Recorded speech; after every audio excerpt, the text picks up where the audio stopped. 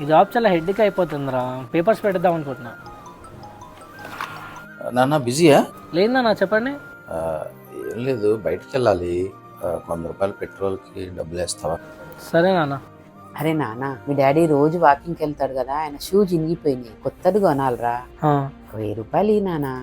ఈ నెల కష్టంగానే వచ్చే నెల చూద్దాంలే.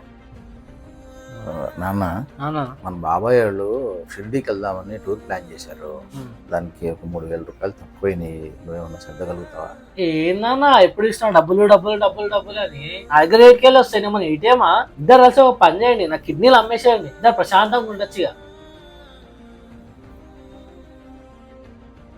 డాడీ, ఫ్రెండ్స్ తోటి బయటకు వెళ్తున్నా, పెట్రోల్కి ఒక 100 రూపీస్ కావాలి. 100 రూపీస్ మీద సరిపోద్దిరా, 500 ఉంచు. Thank you so much daddy. అమ్మా, నా కాలేజ్ షూస్ విరిగిపోయినాయి, నాకు ఒక 1000 రూపాయలు కావాలి, కొత్తగా కొనుక్కుంటా. డాడీకి చెప్తాను, సాయంత్రం కొనుక్కుందులే.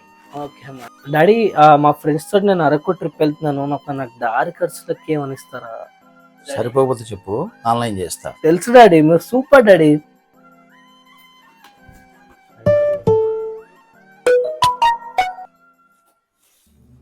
5000.